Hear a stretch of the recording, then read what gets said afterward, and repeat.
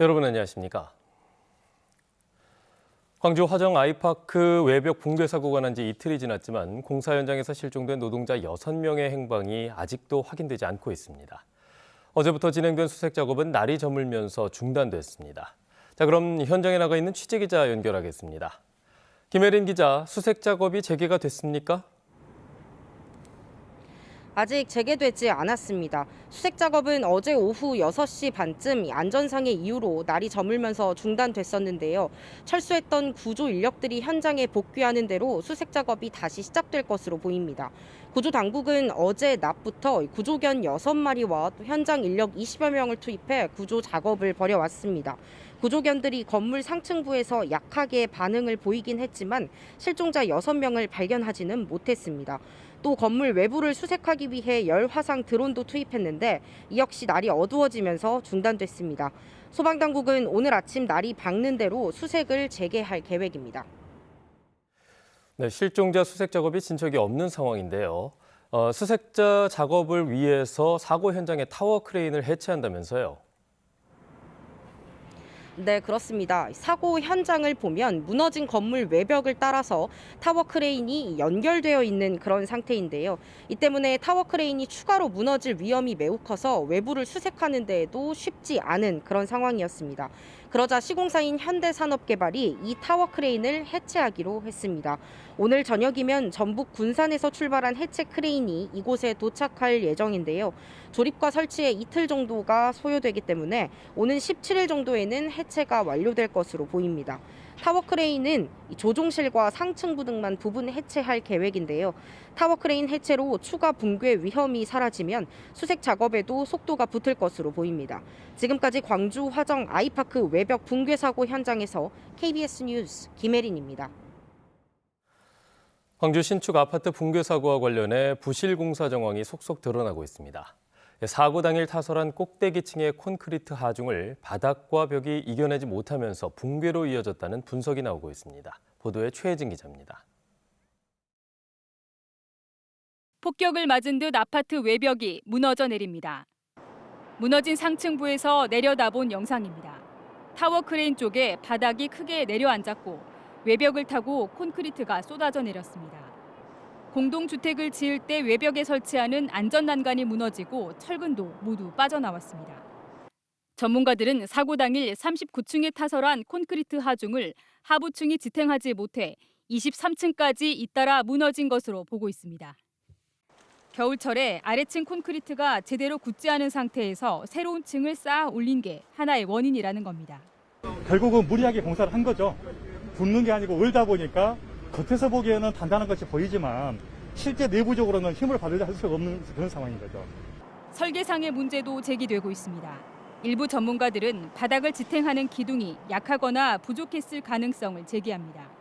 단단한 내력벽 대신 칸막이 형태의 기둥을 설계할 경우 지지력이 약할 수 있다는 겁니다. 여기에 외벽에 부착한 타워 크레인이 회전할 때 발생하는 힘이나 초고층에서 부는 강풍이 종합적으로 작용했을 가능성도 제기됩니다. 콘크리트 품질이 떨어질 수 있다는 주장도 나옵니다. 레미콘 품질 상태가 싹 좋은 편은 아니거든요. 그러다 보니까 이제 콘크리트 강도라든지 콘크리트 내구성이 사실 부실한 경우도 많이 나오게 되고. 현대산업개발은 충분한 양생 기간을 거쳤고 공사 기간을 무리하게 단축한 것도 아니라고 해명했습니다. KBS 뉴스 최진입니다. 광주시는 이번 사고를 계기로 현대산업개발이 광주에서 진행하는 모든 건축 현장에 대해 공사 중지 명령을 결정했습니다. 경찰도 현대산업개발 현장 소장을 입건하는 등 수사에 본격 착수했고 국토부와 노동부도 조사에 들어갔습니다. 양창희 기자의 보도입니다. 책임을 통감합니다. 너무나 부끄럽습니다. 현장을 찾은 현대산업개발 대표.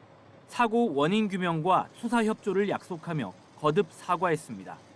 깊은 사죄의 말씀을 올리며 전사의 역량을 다하여 사고 수습과 피해 회복에 최선의 노력을 다하도록 하겠습니다.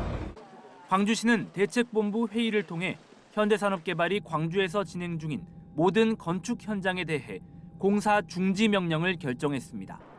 해당 사업장은 화정동 사고 현장을 포함해 모두 4곳으로 올해 7월 1,700여 세대가 입주 예정인 재개발 단지 등이 포함됐습니다.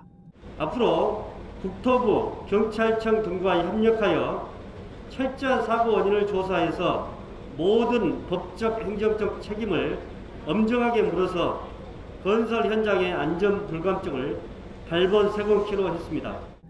경찰 수사도 속도를 내고 있습니다. 광주경찰청 수사본부는 아파트 공사장의 책임자인 현대산업개발 현장 소장을 피의자 신분으로 입건했습니다. 안전조치를 소홀히 해 작업자를 다치게 했다는 업무상 과실치사상 혐의가 일단 적용됐습니다. 경찰은 작업 기록과 감리 일지를 확보하고 감리 책임자 등 관계자를 조사해 공사가 무리하게 진행됐는지 확인할 예정입니다. 그러나 수색 작업이 진행 중이어서 사고 원인을 확인하기 위한 정밀 감식이 시작되기까지는 시일이 걸릴 것으로 보입니다. 이익만을 위한 어떤 건설 행위가 진행되는 과정에서 또다시 이 사고가 발생했다고 생각합니다. 그래서 이 점에서 이제 법적인 책임도 당연히 져야 한다고 생각을 하고. 국토교통부는 건축 시공과 구조, 법률 전문가로 구성된 사고조사위원회를 꾸렸고 고용노동부도 아파트 공사장과 현대산업개발에 대한 특별 감독을 예고했습니다. KBS 뉴스 양창입니다. 네, 다음 소식입니다. 어제 오후 6시를 기준으로 광주와 전남 지역의 코로나19 신규 확진자는 226명입니다. 특히 목포와 무안 등 전남 서남부 지역의 상황이 심각한데요. 오미크론 감염이 절반이 넘는 것으로 분석되면서 방역당국이 목포와 무안 일부 지역의 전수검사를 추진하기로 했습니다. 박지성 기자의 보도입니다. 집단 감염이 발생한 목포의 한 초등학교입니다. 첫 발생 후 이틀 만에 15명이 확진됐습니다. 같은 기간 무안의 이 육가공업체에서도 40명이 넘는 확진자가 쏟아졌습니다. 이달 들어 하루 발생 최대치를 경신하는 일이 잦아진 전남은 확진자의 절반 이상이 목포와 무안에서 나오고 있습니다. 사실상 오미크론이 우세종으로 자리 잡으면서 전파 속도가 걷잡을 수 없는 수준입니다. 오미크론 영향으로 보고 있고 저희가 확진자를 분석해 보니까 아마 오미크론이 50% 이상 될 걸로 저희는 분석을 하고 있습니다. 감염 경로를 파악하기 어려운 경우도 많아 추가 확산 위험도 높습니다. 방역당국은 목포시민 전부와 무안의 남학과 오룡지구 주민에 대한 전수검사를 결정했습니다. 저희 역학조사보다 더 속도가 빠른 것 같습니다. 그래서 숨은 환자를 찾아내기 위해서 선제검사를 실시할 계획입니다. 광주도 광산구의 요양시설과 동구의 의료기관 등을 중심으로 집단 감염이 계속되고 있습니다. 광주에서는 지난 9일 이후 매일 하루 3자릿수 확진자를 기록하는 등 확산세가 좀처럼 잡히지 않고 있습니다. KBS 뉴스 박지성입니다.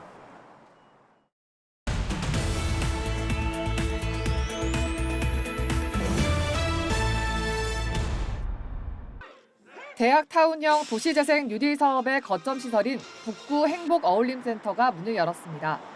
북구 행복어울림센터는 지하 1층, 지상 5층으로 건립됐고 5.18 기업공간 전시실과 사회적 경제기업 제품 홍보관, 그리고 도시재생 공동체센터 등이 입주해 공동체 회복에 나설 예정입니다.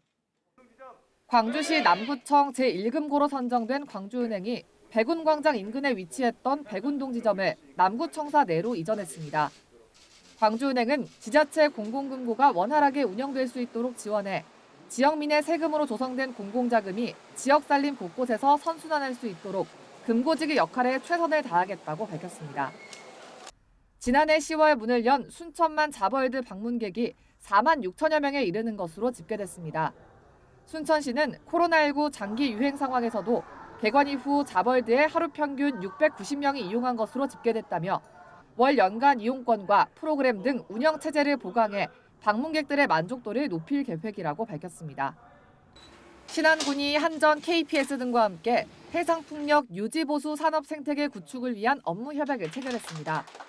이번 협약을 통해 해상풍력 유지보수 인프라 공동개발과 유지보수 전문 인력 양성을 위한 교육센터 설립 등 해상풍력 생태계 구축을 위해 선제적으로 대응할 계획입니다. 지금까지 단신브리핑이었습니다.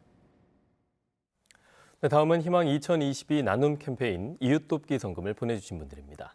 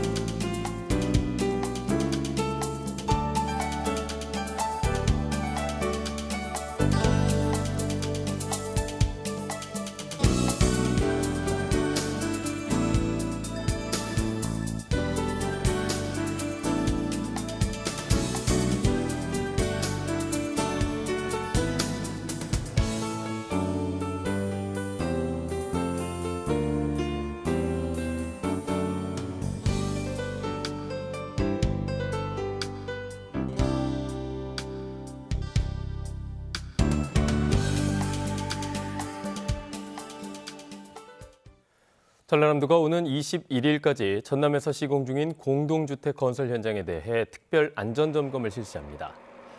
사업 대상장은 공동주택 현장 67곳으로 굴착 작업부터 타워 크레인 등 현장 시설물의 안전 여부, 그리고 거푸집의 정품 사용 여부 등을 중점적으로 확인할 계획입니다. 전라남도가 전남 관광의 상징 문구로 천년의 맛과 멋 전남을 공모를 통해 선정했다고 밝혔습니다.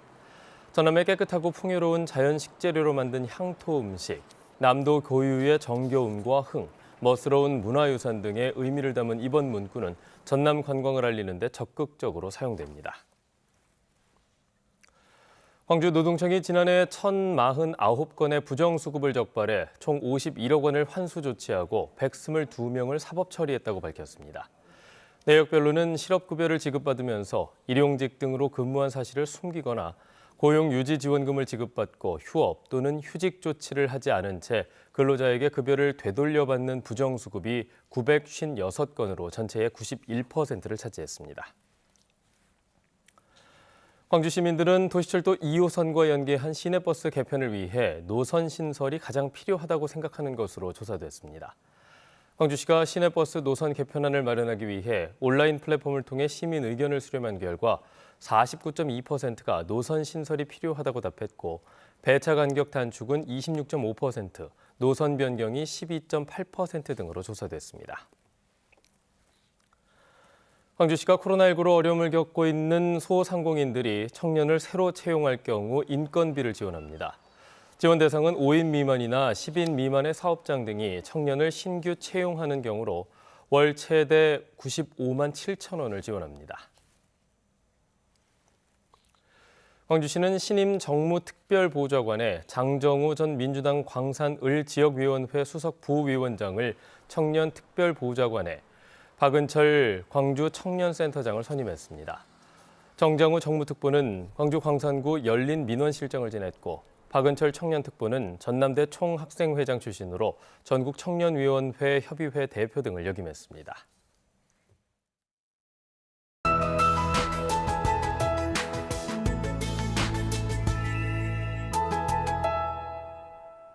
오늘 추위와 함께 다시 곳곳에 눈이 내리겠습니다.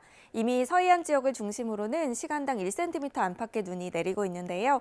오늘도 광주와 전남 서부 지역에 다소 많은 눈이 예상되면서 무안과 신안, 영광에는 이미 대설주의보가 발효가 됐고요. 점차 광주와 장성으로도 확대가 되겠습니다.